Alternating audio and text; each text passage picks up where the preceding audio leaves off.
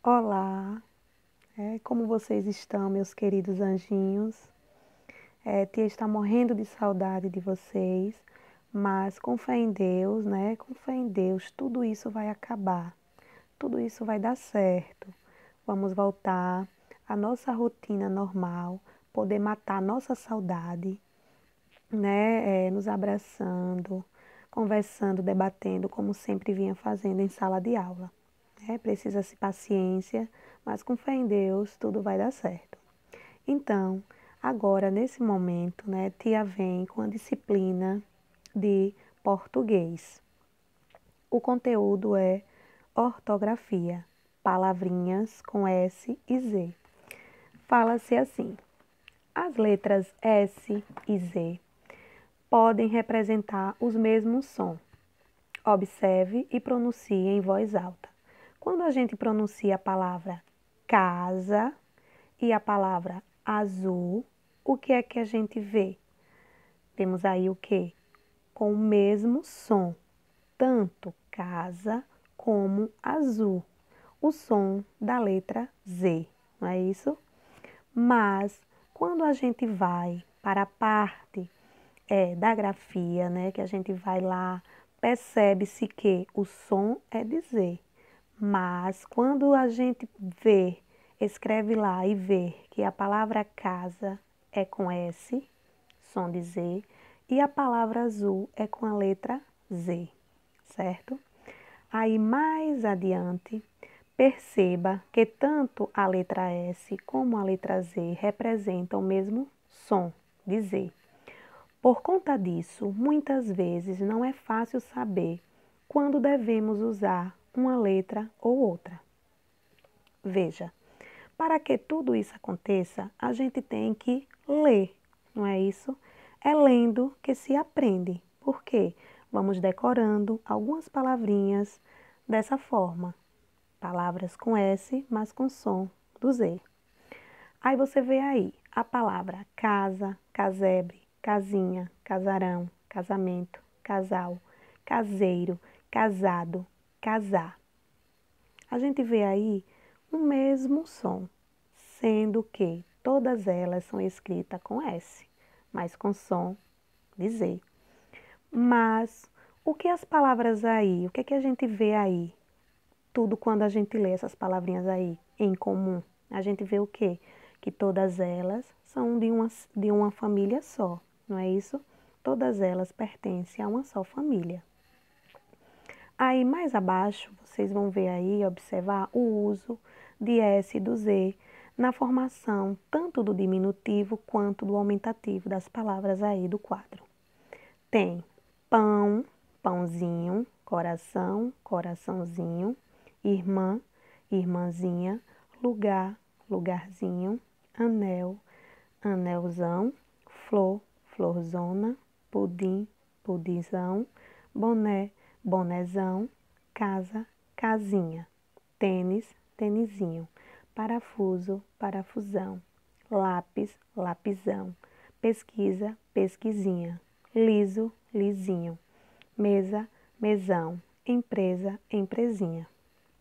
Veja que tênis e lápis, o S vem na última sílaba, finalizando a palavra, certo? Perceba-se que tênis, lápis, a gente percebe que não tem o som do Z. E nas demais, a gente vê aí o que?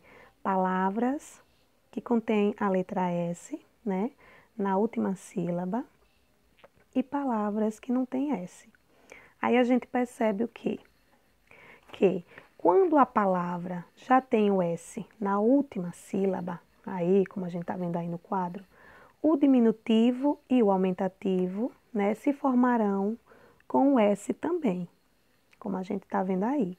As palavras que já têm S, a letra S. Casa, casinha, né? Mesa, mesão. Exemplo, essas palavras procedem de S na última sílaba. E tanto o aumentativo delas quanto o aumentativo continua com a letra S. Já nas demais palavras, o aumentativo e o diminutivo é formado com Z. nenhuma delas tem a letra Z no grau normal. Exemplo, pão, coração, irmã, lugar, anel, flor, pudim, boné. Nenhuma delas contém nem S nem Z. Porém, essas palavras que não contêm tanto o aumentativo quanto o diminutivo, eles procedem com a letra Z, certo? Aí, vindo para a página seguinte, a página 17, né, a gente vê aí uma seção mão na massa, onde tem o primeiro e o segundo quesito. O primeiro quesito pede: busque no texto a casa e na biografia de René Magritte palavras que contenham S com som de Z e palavras com Z. Escreva essas palavras a seguir, separando cada uma nas colunas correspondentes. Então, veja, né, que é um texto anterior aí, que o título é A Casa. Aí vocês vão procurar essas palavras que contêm S com som de Z e palavras que tenham Z e vai colocar na coluna correta. Na coluna do S, aquelas palavrinhas que têm S com som de Z. E na outra coluninha, a palavrinha que tem a letra Z, certo? E no segundo quesito, busque aí, no caça-palavra, a seguir palavras da mesma família. Vai escrevê-as em seu caderno.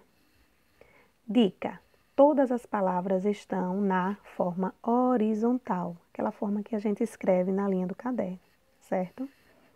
Então, essa atividade aí do segundo quesito é referente àquela que eu expliquei sobre, da página 16, sobre aquelas que estão lá, que todas elas pertencem à mesma família, certo? São aquelas palavras que vêm derivando de um de outro, da mesma lá, que nem a palavra casa. Então, todas elas foram referentes à palavra casa, uma derivando da outra, né? Com o mesmo som, da mesma família. Pensem, e vocês vão ver aí também, depois que vocês procurar, achar aí no caça-palavra, vocês vão pintar, certo? Depois que pintar, você vai pegar todas essas palavrinhas e vai escrever no caderno, certo? E também depois vocês podem, depois que vocês responderem essa atividade do segundo quesito, vocês também podem pensar em outras palavras, né? Que tenham lá o S, com som de Z, e a letra Z, que também possuam o mesmo som lá da mesma família, certo, gente? É bem simplesinho, tá bem claro, e eu sei que vocês vão conseguir, certo? E vamos para a próxima aula. Então, gente, a nossa aulinha agora é de matemática, né? Venho com o conteúdo gráficos. Então, acompanhando aí a página 79, diz que os gráficos são usados para exibir dados numéricos de maneira visual, com o objetivo de facilitar a compreensão de grandes quantidades de dados e entre diferentes tipos de dados. Nas legendas que fazem parte dos gráficos, inserimos as informações que explicam os dados do gráfico. Elas, normalmente, estão localizadas e destacadas na parte superior do gráfico. Aí a gente vai observar aí a seguir um gráfico, né? Que a Adriana, dona de uma banca de revista, fez com base em uma pesquisa de opinião para saber o que seus clientes gostam de ler. O que é que se vende em uma banca de revista? Livros, gibis, jornais, revistas. Assim ela fez um gráfico, né, de barras, né, destacando aí tudo que ela vende lá na banca dela. E ela destacou com cores diferentes, né, para ser visto bem declarado. Aí vem livros, né, gibis, jornais e revistas. Aí foi uma pesquisa. Aí a gente vê aí analisando aí esse gráfico, né, podemos tirar algumas informações como a quantidade de livros, a quantidade de gibis, a quantidade de jornais e a quantidade de revistas que ela vende, né, para os clientes. Aí, os jornais são o que os clientes mais gostam de ler. Observe aí a cor que foi destacado para jornais. Então, vejam aí, a que número foi atingido, né? Jornais. Agora, clientes preferem gibis. Aí você vem para gibis, 120, né? Veja que jornal, os jornais aí, é o número mais alto. Aquelas pessoas que gostam de ler jornal. Então, atingiu a 160. O gibis já veio para 120, né? Aí 20 a menos que jornais. Agora veja aí. Livros. Na parte de livros, 100 pessoas, né? Aí vem livros, revistas, 140. Agora, o total de clientes que leem livros e revista, diz aí que é 240. Por quê? Livros são 100, né? E revistas são 140. Então, foi somado 100 pessoas que optaram por livros e 140 que optaram por revistas. Então, aí foi somado entre o total de livros com revistas, né? E deu 240, certo? Agora, na seção mão na massa, no primeiro quesito aí tem, né, um gráfico que fala assim: você já ouviu falar em um tipo de gráfico chamado pictograma? Nele, em vez de utilizarmos quadrinhos, né, aqueles quadradinhos lá, para representar os dados, utilizamos desenhos. Aí diz que o pictograma a seguir foi feito com base em uma pesquisa referente ao mês de aniversário dos alunos de um terceiro ano. Em seu caderno, transforme o pictograma em uma tabela. Então, veja, esse tipo de gráfico, né? Ele declara lá com os bonequinhos, como estamos vendo aí.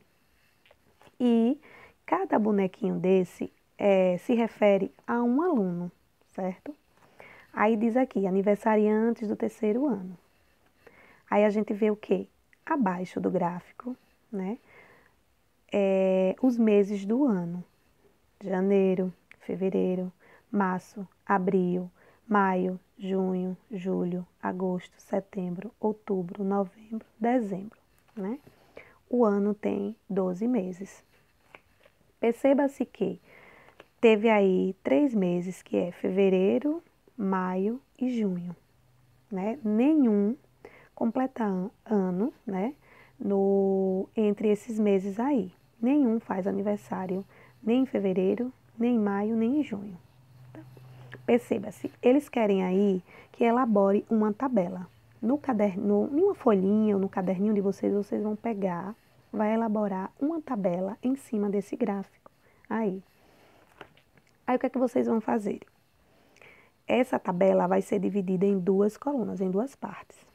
Uma para os meses do ano, né? Aí vocês vão colocar lá meses, onde você vai colocar, escrever eles todinho como está aqui. Pode ser assim, mas assim, fica melhor escrevendo o nome completo. Exemplo, janeiro, né, que é o primeiro mês do ano, fevereiro, até o último mês, que é dezembro. Na outra coluna da tabela, vocês vão colocar a quantidade de alunos, certo? Então, vai trabalhar com a questão meses, né, que é os meses do ano, e na outra parte com a quantidade de alunos, ok? Bem simplesinho. E aí você vai, como eu expliquei, começando de janeiro até o último mês, certo? Descendo. Na parte vertical, descendo até chegar dezembro. Na outra parte, a quantidade de alunos. Aí você vai lá. Se você já tem lá janeiro, aí você vai lá no gráfico. Janeiro. Aí você vai ver quantos alunos fazem aniversário no mês de janeiro, ok? cada bonequinho desse se refere a um aluno. Você vai lá ver. Pronto, colocou a quantidade de alunos lá do mês de janeiro, agora vai para fevereiro. Fevereiro, a gente tá vendo que não tem nenhum. Parte para aí. Se fevereiro não tem, voltando, se fevereiro não tem nenhum aluno, né, nenhum aniversariante nesse mês de fevereiro, aí vocês vão colocar lá o número 0, claro, né? Aí parte para março. Março, aí quantidade de alunos, aí você vai ver quantos alunos tem, quantos aniversariantes tem no mês de março. Depois, abril, vai lá, quantos? Maio, do mesmo jeito, se não tem, se representa com o 0. Junho, se não tem, do mesmo jeito. Julho, vê lá a quantidade de julho. E assim por diante, certo? Bem simplesinho. O gráfico já está pronto, vocês vão transferir esse gráfico, os resultados desse gráfico para essa tabela. Só vai trabalhar com 2 colunas. Faz a tabela lá direitinho, divide ela ao meio e faz a parte meses lá e depois a quantidade de alunos, certo? Bem simplesinho. Agora, próxima página, né? Na próxima página, a gente vê aí o segundo quesito.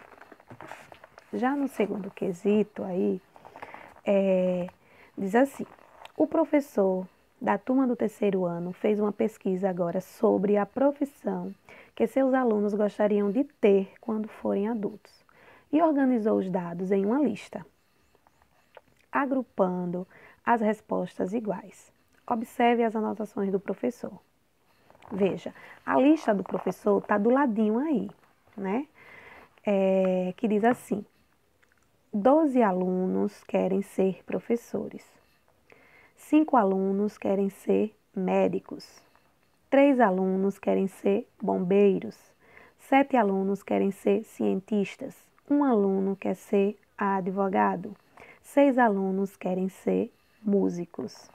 Então, veja, o professor fez a pesquisa na sala de aula, né? E aí fez essa lista. Dessa lista, a gente vai fazer a tabela. Da tabela depois, a gente vai para o gráfico. Aí a letra A pede, complete a tabela abaixo com os dados da lista. Então, vocês estão vendo aí a lista em cima. Aí embaixo tem a tabela. A tabela também tem 2 colunas. A primeira coluna é a coluna das profissões, né? Onde você vai colocar lá que o livro já tem aí o exemplo, né, de um que já colocou para vocês seguirem, completar até a última profissão. E do outro lado da tabela, na outra coluna, tem quantidade de alunos. Então, como vocês estão vendo aí, já foi colocado aí a primeira profissão, que foi a profissão de professor.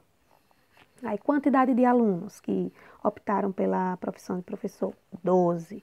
Aí, agora vocês vão dar continuidade. Depois de professor vem médico. Depois de médico vem bombeiro. Depois de bombeiro vem cientista. Depois de cientista vem advogado. Depois de advogado vem músico. Aí, quando você completar toda a parte da profissão, né, que eles optaram, aí você vai para a quantidade de alunos de cada profissão. Aí você vai lá na lista, médico, vocês verem lá, quantos optaram para serem médicos, aí você coloca lá o número. E assim por diante, certo? Quando a tabela estiver pronta, aí vocês partem para a letra B, né? A letra B pede isso. Os alunos resolveram agora construir um gráfico de colunas com as informações, né, que foi pesquisada aí em sala. Aí o que é que vocês vão fazer?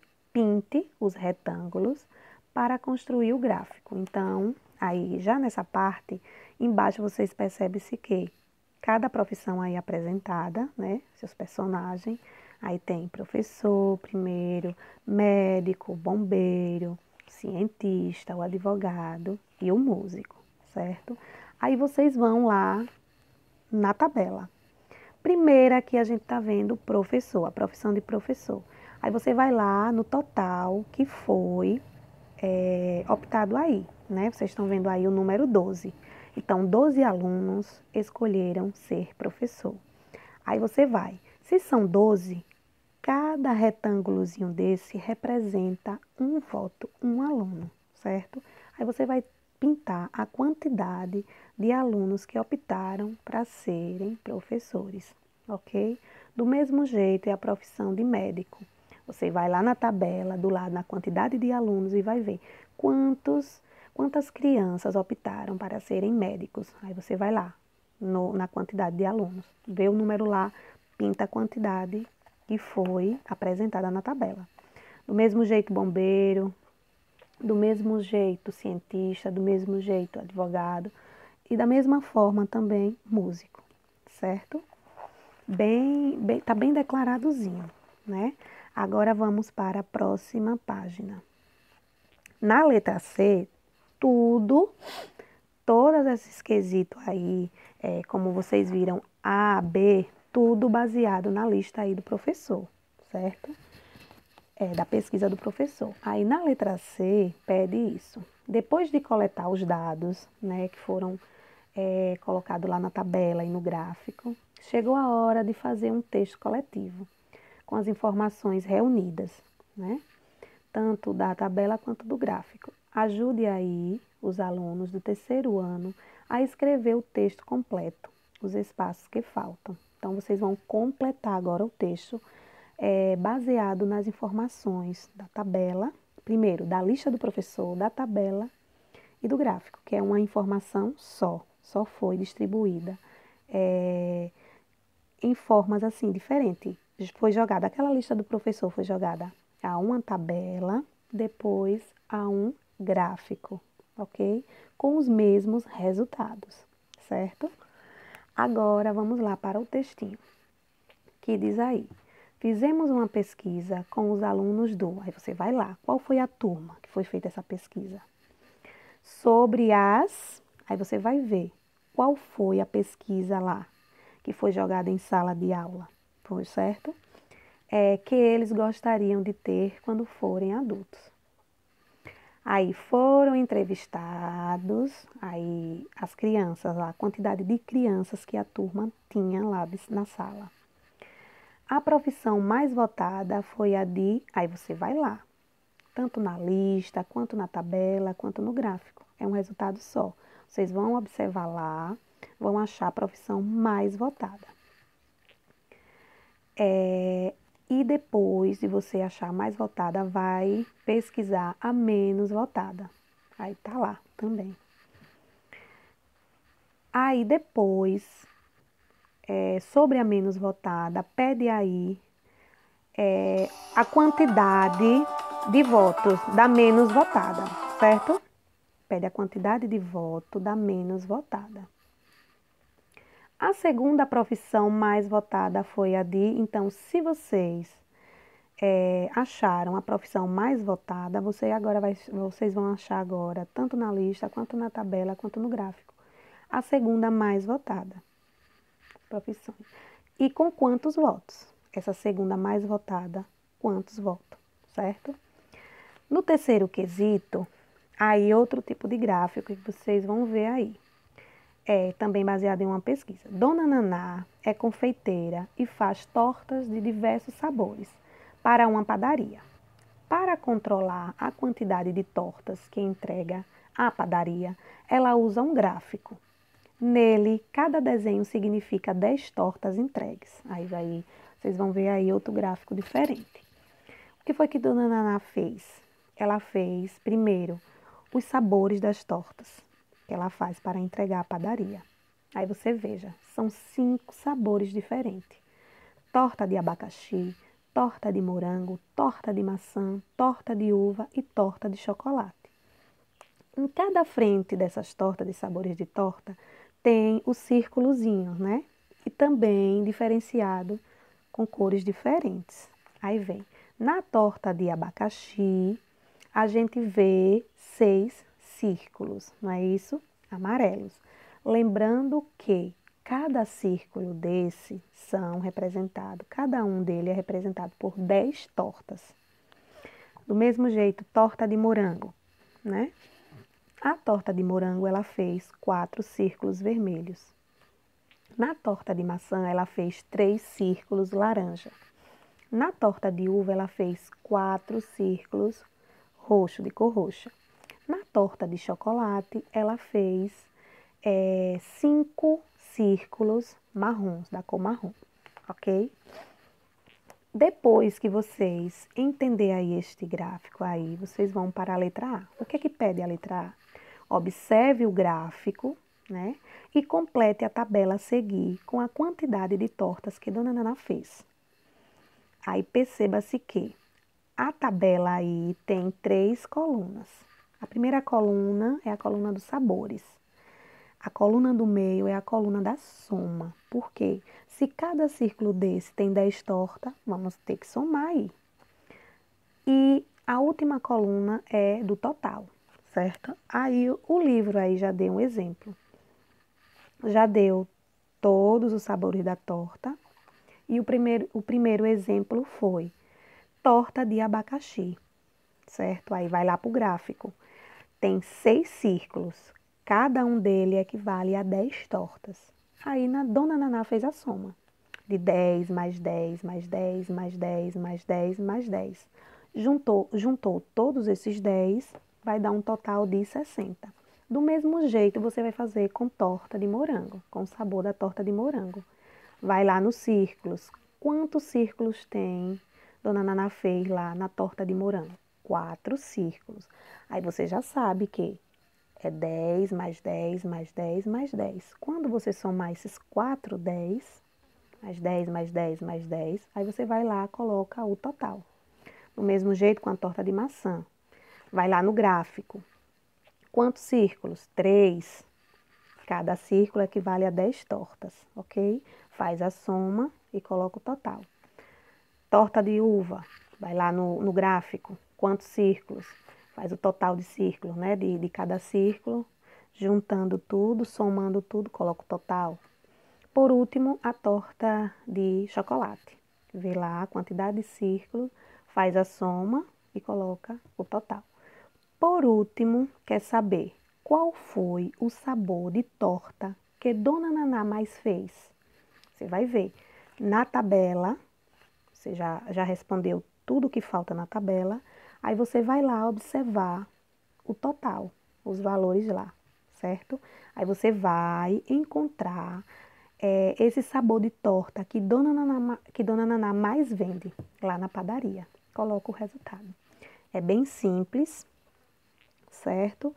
Prestem bastante atenção. Qualquer dúvida,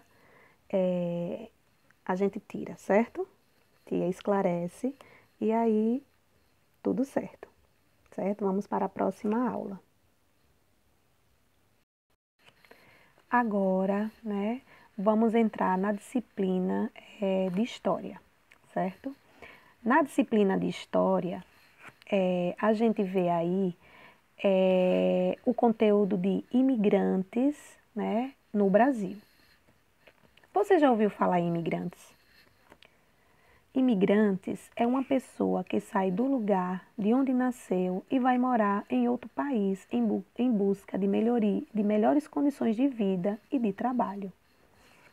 Muitas vezes, na terra natal dessa pessoa, há conflitos, perseguições, né, religiosas, políticas, ou crises econômicas, outras crises econômicas. Esses motivos levaram milhares de famílias de diferentes partes do mundo a buscar uma vida melhor no Brasil.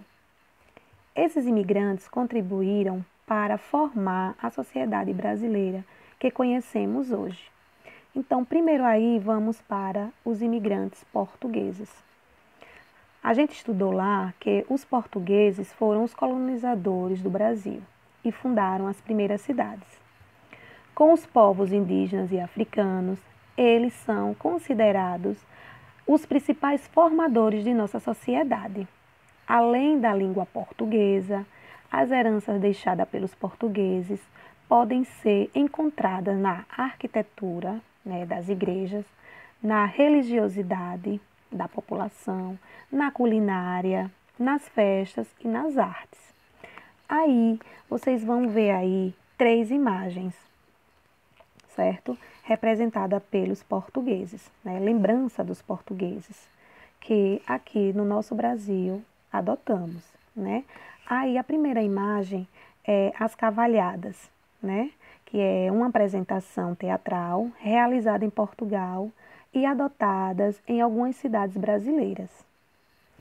A outra imagem é uma comida típica aí deles, né? Que é chamada de bacalhau, um dos alimentos utilizados na culinária portuguesa. E também nós brasileiros, eu adoro bacalhau. Isso. A outra é a influência portuguesa. Essa parte aí está nas casas e igrejas coloniais da cidade de Paraty, no Rio de Janeiro. Tá? Cidade histórica, né? Aí a gente agora vai para os alemães. Depois dos portugueses, os primeiros imigrantes que chegaram ao Brasil há cerca de 200 anos foram alemães e suíços. Em 1818, os suíços fundaram colônias, onde hoje é a cidade de Nova Friburgo, no estado também do Rio de Janeiro. Os alemães chegaram em 1824 e concentraram-se no sul, né? Eles concentraram-se no sul. Aí mudando para a próxima página. É lá onde eles fundaram a colônia de São Leopoldo, no Rio Grande do Sul. Logo fundaram outras cidades em Santa Catarina. Quais foram elas? Blumenau e Joinville, né? Que ainda hoje preservam a tradição alemã, na arquitetura, também na culinária, nas festas e no idioma. Todos os anos, em outubro, algumas cidades brasileiras de origem alemã, como Blumenau, celebram a Oktoberfest, certo? É uma festa tradicional deles. Casas e prédios em estilo enxaimel podem ser encontrados em cidades como Joinville. Do mesmo jeito, mostra aí a parte dos imigrantes alemães. Vejam, também um prato típico deles, que é chamado Kuka, né, que é um bolo alemão, um bolo tradicional alemão, né, que eles gostam muito, os brasileiros também. Aí vem a famosa Oktoberfest, que é uma festa que se comemora no mês de outubro, né, uma festa alemã. E o estilo casa enxaimel. É uma casa, né, inclinada, feita de madeira, certo? Ela às vezes ela é preenchida de madeira tanto na forma vertical, horizontal ou inclinada. Depois dela toda formada, aí vem, ela é colocada o quê? Nessas partes que ficam ou pedras, né?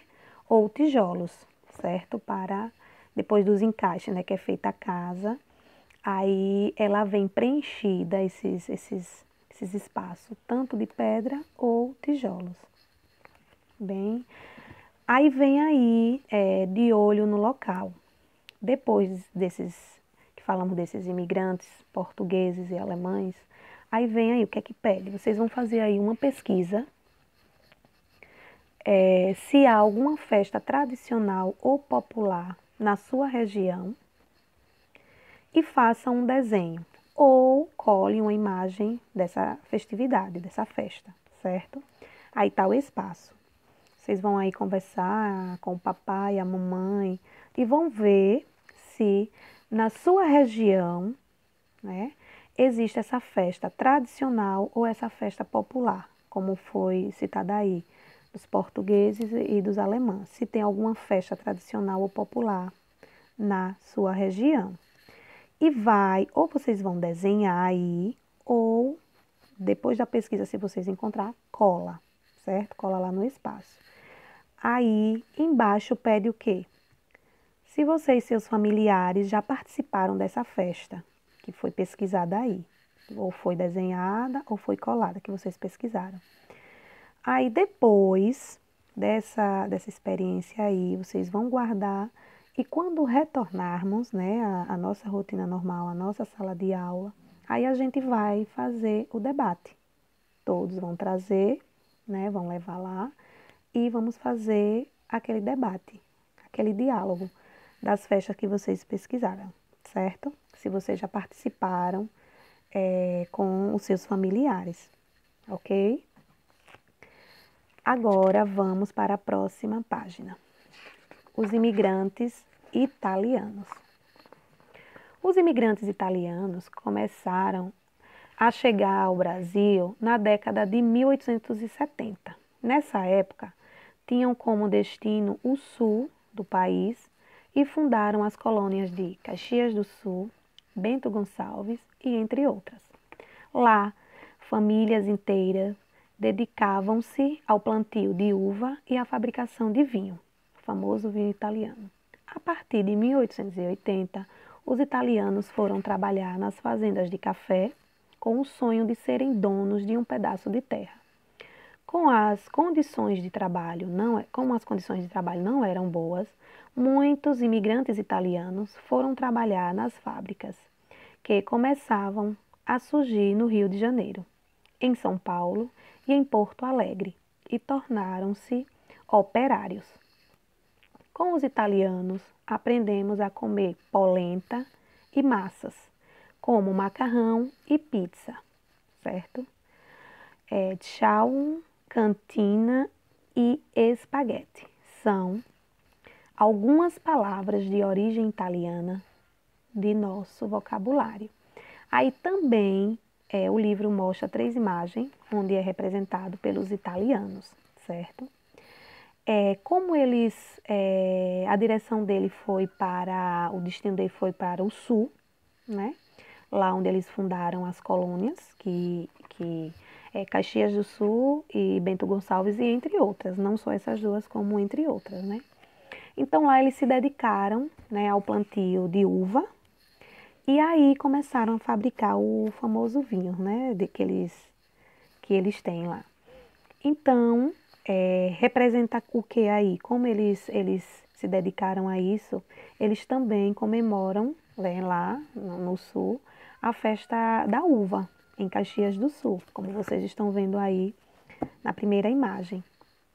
E a famosa polenta, né, deles, que é feita com farinha, né, fina de milho, né. Uns gostam ela bem sequinha, outros gostam ela mais mole, né. E também a famosa macarronada. Quem não gosta de uma macarronada, né? Então, são pratos típicos deles, desses imigrantes, que nós brasileiros adoramos, né? Aí, mais abaixo, vocês vão ver aí a seção de olho no local. Do mesmo jeito que foi apresentada aí a parte da culinária dos imigrantes italianos, aí pede: qual a comida típica de sua localidade? O que é que vocês vão fazer? Vai pesquisar, já que o livro está perguntando, vocês vão fazer uma pesquisa, né, de uma receita, de um prato típico da sua região, e vai registrar aí nas linhas abaixo. Na primeira linha pede o quê? O nome da receita, certo? Que você pesquisou. Mais adiante vai, como você já pesquisou lá, né, vai colocar o nome dessa receita, aí vem para os ingredientes, claro, que existe lá. Escreve tudo direitinho. Depois vem para o modo de preparo. Como se preparar essa receita, esse prato típico, certo? Bem simples e bem gostoso, não é isso? Então, prestando atenção na aulinha, tudo certinho. Sei que vocês são capazes de responder tudo, né? E em nossos encontros, onde vamos apresentar, né, as dúvidas que vão surgindo, e aí vamos corrigindo as nossas atividades, ok? Um beijo da tia Verônica. Vocês moram em meu coração, certo? Tchau!